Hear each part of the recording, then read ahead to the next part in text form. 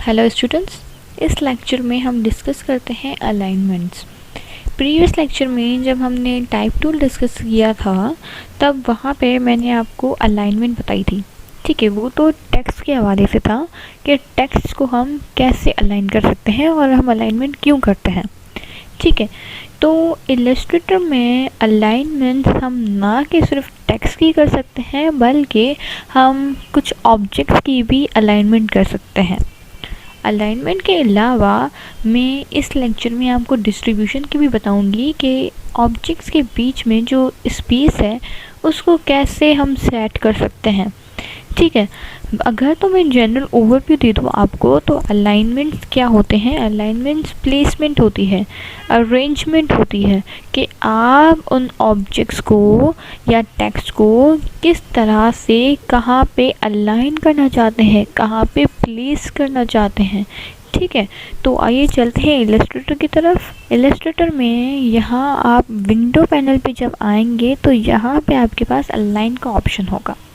ठीक है, आप देख सकते हैं अलाइन के सामने लिखा हुआ है शिफ्ट प्लस F7। तो आप यहाँ से अलाइन क्लिक करें या कीबोर्ड से शिफ्ट और F7 को प्रेस करेंगे तो आपके पास ये अलाइन का पैनल खुल आएगा। आप देख रहे हैं यहाँ पे मैंने बाकी पैनल्स को क्लोज करके रखा हुआ है और मैंने सिर्फ अलाइन पैनल ओपन किया हुआ है। तो अलाइनमेंट समझाने के लिए मैं यहाँ पे एक स्क्वायर ड्रॉ कर देती हूँ जिसका फिल में ब्लू कर देती हूँ।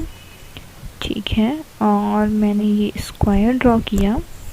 ठीक है, और अब यहाँ पे आप देख रहे हैं तो यहाँ पे आपके पास ऑप्शंस है align to artboard, align to key object and align to selection. इनका मतलब क्या है कि अलाइन टू आर्टबोर्ड मतलब इस ऑब्जेक्ट को हम with respect to this artboard align कर रहे हैं, और इन सिलेक्शंस का मतलब है कि हम सिलेक्शंस को एक दूसरे के रिस्पेक्टिव अलाइन कर देते हैं। ठीक है, पहले तो हम ये अलाइन टू आर्टबोर्ड को डिस्कस करते हैं, फिर बाकी को बाद में डिस्कस करते हैं। ठीक है, तो अब मैंने इसको शेप को क्लिक किया। ठीक है, और यहाँ पे मैंने अलाइन टू आर्टबोर्ड चूज़ किया और मैं यहाँ से हॉरिजॉन्टली अलाइन लेफ़्ट कर रही हूँ। तो आप देखें ये आर्टबोर्ड के रिस्पेक्टिव ये ऑब्जेक्ट लेफ़्ट मूव हो गया है। ठीक है, सिमिलरली अगर मैं यहाँ नीचे करूँगी, ठीक है, तो वर्टिकली अलाइन बॉटम हो जाएगा। ठीक है, सिमिलरली अगर मैं राइट अलाइन करूँगी तो देखें हॉरिजॉन्टली राइट अलाइन। अब मैं यहाँ से वर्टिकली अलाइन टॉप करूँगी तो देखें ये ऊपर चला गया। इसी तरह से आप देख लें ये अगर मैं हॉरिजॉन्टल अलाइन सेंटर करूँगी तो यहाँ पे सेंटर पे आ जाएगा ये। ठीक है, सिमिलरली अगर मैं वर्टिकल अलाइन सेंटर करूँगी तो यहाँ वर्टिकल के रिस्पेक्टिव यहाँ सेंटर पे आ जाएगा। ठीक है, ये तो हो गई इन अलाइनमेंट्स की बात। ठीक है, अब अगर मैं आपको कुछ शेप्स बना के फिर इनके रिस्पेक्टिव समझाऊं तो लेट्स से कि मैंने ये स्क्वायर ड्रॉ किया है और इसका ही मैं डुप्लीकेट कर देती हूँ। अल्ट की मदद से मैंने डुप्लीकेट किया और इसकी साइज़ जो है ना मैं थोड़ी सी कम कर देती हूँ और मैं क्या करती हूँ इसका कलर चेंज कर देती हूँ जैसे आपको पता चले। ठीक है, अब मैंने इसका कलर चेंज किया और आई मेक श्योर कि ये arrange bring to front too, ताकि इसका डिफरेंस पता चले। जब ये इसके ऊपर आए तो आपको डिफरेंस पता चले। अगर ये नीचे जाएगा ये ऊपर होगा। फॉर एग्जांपल अगर मैं इसको अरेंज ब्रिंग टू फ्रंट करूँगी तो ये आप देखिए आपको पता ही नहीं चलेगा कि वो येलो कहाँ गया, उसकी प्लेसमेंट कहाँ है। इसलिए इसको हम सेंटर बैक करेंगे। ठीक है, चलिए अब हम बात करते हैं।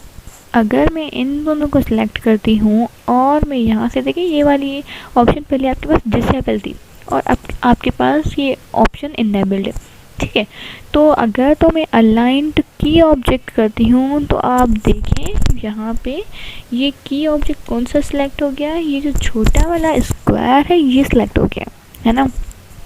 यहाँ पे आप इसकी आउटलाइन देख लें तो ये वाला की ऑब्जेक्ट बन गया है।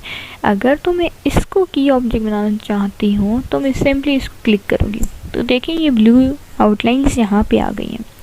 ठीक है, तो अब मैं अलाइनमेंट परफॉर्म कर रही हूँ इस ब्लू वाले को की ऑब्जेक्ट रख के। ठीक है, तो अब मैं जब लेफ़्ट अलाइन करूँगी, हॉरिजॉन्टल लेफ़्ट अलाइन, तो ये लेफ़्ट पे हो जाएगा। डिफरेंस देखें आप, देखें। अगर मैं राइट करूँगी हॉरिजॉन्टली राइट, तो ये देखिए राइट पे आ गया। वर्टिकल टॉप करूँगी, देखें। वर्टिकल बॉटम करूँगी, देखें। ठीक है, सेंटर करूँगी तो सेंटर, वर्टिकल करूँगी तो वर्टिकल सेंटर। ओके, आपको डिफरेंस फील हुआ होगा। चलें अब हम बात करते हैं इसी की ही। अब मैं आपको अगर कुछ शेप्स बनाऊँ, फॉर एग्जांपल ये मैंने कुछ बनाया और यहाँ से कुछ छोटा सा कर देते हैं, इतना सा। ठीक है, और इसका कलर हम चेंज कर देते हैं रेड, और एक लिप्स ड्रॉ कर देते हैं बीच में। ठीक है, इसका कलर हम चेंज कर देते हैं, for example sky blue. Okay, और अब हम हैं, इन सबको मैंने सिलेक्ट किया और अब मैं कर रही हूँ अलाइंड सिलेक्शन।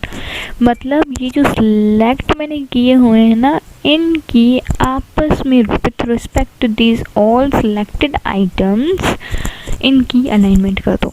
ठीक है, तो अगर मैं लेफ़्ट कर रही हूँ तो ये सारे ऑब्जेक्ट्स जो है ना, ये देखें आगे पीछे है, तो ये सारे एक साइड हो जाएंगे। ये देखें हो गए।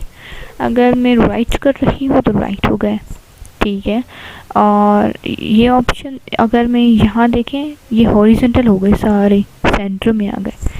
वर्टिकल वाले समझाने के लिए मैं इनको क्या कर देती हूँ, ऐसे अलाइन कर देती। ठीक है, ठीक है, मैंने इनको ऐसे कर दिया। अब मैंने इनको सिलेक्ट किया और मैं यहाँ से वर्टिकल अलाइन टॉप करूँगी तो ये सारे टॉप पे आ जाएंगे। Check the difference.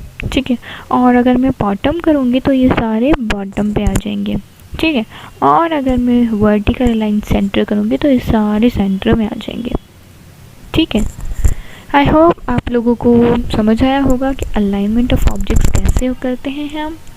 तो अब बात करते हैं डिस्ट्रीब्यूशन की, ऑब्जेक्ट्स के बीच में डिस्ट्रीब्यूशन। अब आप ये देख लें, ये इनमें जो डिफरेंस है ये ज़्यादा डिफरेंस हो गया। ठीक है, और इनके बीच इतना डिफरेंस। ठीक है, अब मैं क्या करती हूँ, इन सब को सिलेक्ट करती हूँ और अलाइन टू सिलेक्शन और डिस्ट्रीब्यूशन परफॉर्म करती हूँ। मैं चाहती हूँ कि ये जो ऑब्जेक्ट्स हैं ये वर्टिकली इनमें जो डिस्ट्रीब्यूशन है ना, ये सेम रहे। ठीक है, इक्वल टू। तो ये मैं कैसे परफॉर्म करूँगी, इन ऑप्शंस के थ्रू। ठीक है, ये देखें, इन ऑप्शंस के थ्रू मैं परफॉर्म कर रही हूँ। और अगर मैं चाहती हूँ कि इनका हॉरिजॉन्टल डिस्टेंस सेम मतलब इक्वल हो, ठीक है, तो मैं कैसे करूँगी, वो मैं इस वाले ऑप्शंस के थ्रू करूँगी। ठीक है, आई होप आप लोगों को समझ आया होगा। और सिमिलरली ये डिस्ट्रीब्यूशन स्पेसिंग आप यहाँ से भी अपनी कस्टम दे सकते हैं कि ये कितने हों। ठीक है, इन आप यहाँ से भी सेट कर सकते हैं। ठीक है, आई होप आप लोगों को आज का अलाइनमेंट का टॉपिक समझ आया होगा। मिलते हैं नेक्स्ट लेक्चर में।